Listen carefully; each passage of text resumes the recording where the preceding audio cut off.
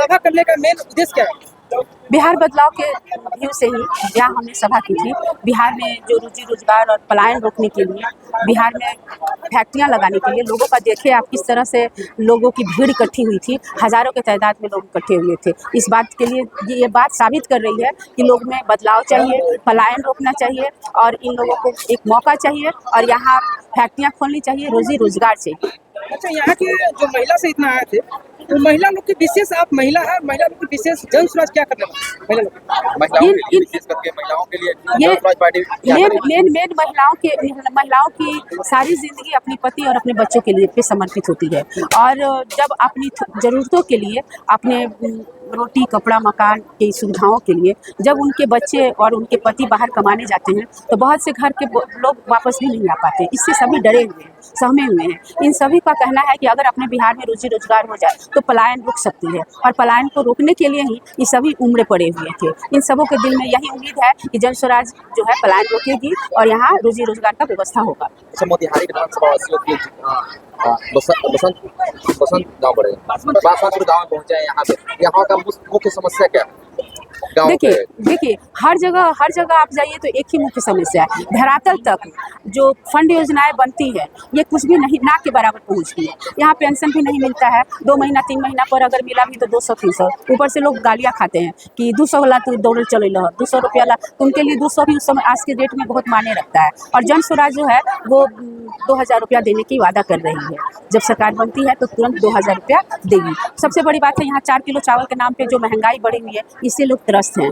और यहाँ हर गांव में जो है पानी की सुविधाएं नहीं है, जल नल की कनेक्शन है पर पानी पहुंच नहीं पाता है। शिक्षा की भी कमी है, कोई स्कूल भी पास में नहीं है। और यहाँ जो है सो आपको क्या बताएं कि शौचालय की बहुत दिक्कत है। महिलाओं ने हमें घर घर जाके दिखाया है कि कितनी उन लोग की लाइफ कितनी दुखमय है। तो इन सारी बहुत सी प्रॉब्लम है, इतनी सारी समस्याएं हैं। मतलब मेन यही है कि सरकार की जो भी मुद्दा, जो भी मुहिम बनती है वो जन जन तक नहीं पहुँच पाती है, धरातल पर नहीं पहुँच पाती। नीतीश कुमार के द्वारा गरीबों के लिए बिजली 125 यूनिट बिजली फ्री कर दी, इसके लिए कहते हैं। देखिए वादे तो बहुत होते हैं, धरातल पर जन जन तक पहुँचे तब तो जब तक पहुँचेगी तब फिर देखने और सुनने को मिल जाएगा। अभी तक तो जन जन तक आई नहीं है और लोगों को सुविधाएं मिलेंगी। हाँ, तो सुविधाएं जब तक मिल जाएंगी तब इसको मानी जाए। बहुत सारी सुविधाएं बनी है, मैंने कहा ना, बहुत सारी फंड और योजनाएं हैं जो जनता तक पहुँच नहीं पाती है। अच्छा मैडम, अभी देख रहे हैं कि नीतीश कुमार दिन पर दिन कुछ ना कुछ लालच देते जा रहे हैं। क्या नीतीश कुमार का लालच छोड़कर जन स्वराज को वोट देंगे आपको?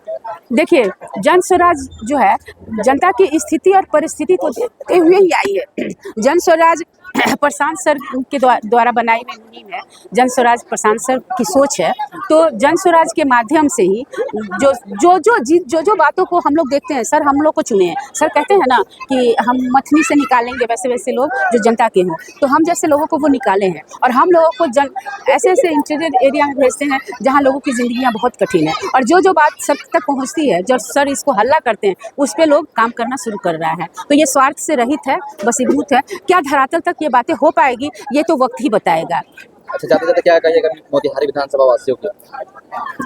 देखिए जीतने के बाद आपका सवाल है कि जीतने के बाद मोतिहारी विधानसभा के लिए हम क्या करेंगे। ये जो सरकार बनती है, जन स्वराज की सरकार बनती है, तो जन स्वराज की जो सरकार बनती है तो धरातल की जो मेन जो कष्ट है, वहाँ जहाँ बहुत सारे जगह पर दिखावा के लिए मेन जगह पे नाला है, पानी का सुविधा है, मेन जगहों पे है जहाँ बड़े बड़े नेता देख सके।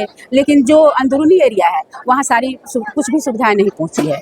तो हम भी कोशिश करेंगे, हम तो जा रहे हैं हर जगह, तो हम कोशिश करेंगे कि सर की जो 5 मुहिम है उसको तो लाएंगे ही, और जो समस्याएं सिर्फ पेपर पे बनी हुई है उसको लाने की कोशिश करेंगे ताकि जनता और आम लोगों की ज़िंदगी थोड़ी आसान हो जाए। एक मेरा क्वेश्चन है छोटा सा, मैडम ये देखो, ये गाँव में अभी महिलाओं की शिक्षा में बहुत कहीं ना कहीं कमी है।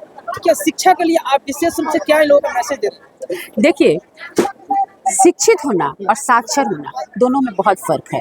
तो डिग्रियां लेने के लिए इंटर ग्रेजुएशन बेसिक जो नॉलेज होता है, जो बेस मजबूत जब होती है, तो बेस मजबूत होने के लिए आपको इंटर तक पास होना बहुत मतलब काफ़ी है, उसके बाद मैच्योरिटी आ जाती है। लेकिन यहाँ बेस ही टूटा फूटा पड़ा हुआ है, बेस ही नहीं मजबूत है। खिचड़ी डिग्री दी जाती है जिस डिग्री में कोई शिक्षा ही नहीं है, और इसमें बहुत सारी व्यवस्थाएं दी जाती है, कपड़े की मतलब पेपर पे है, खिचड़ी दी जाती है वो भी सब जगह खाने पीने की व्यवस्था नहीं है। ये है कि ये जो बेस जो है इसको मजबूत करने के लिए हमारी जन स्वराज प्रशांत सर अच्छी शिक्षा के लिए, अब जब तक सरकार की व्यवस्था नहीं व्यवस्थित होती है, सरकारी स्कूल की व्यवस्था नहीं सुधरती है, तब तक वो अपने स्तर से लोगों को, बच्चों को 1 से 15 साल तक के बच्चों को शिक्षित बनाएंगे, उनका बेस मजबूत करने के लिए मतलब प्रयत्नशील रहेंगे। और हम कोशिश करेंगे सर की जो 5 मुहिम है, जो बेसिक जिन लोगों की दिनचर्या में बहुत मायने रखती है, जो 15,000 रुपया महीना है नवयुवकों के लिए, आपको बुजुर्गों के लिए 2,000 रुपया पेंशन है, महिलाओं के नवयुवक महिलाओं के लिए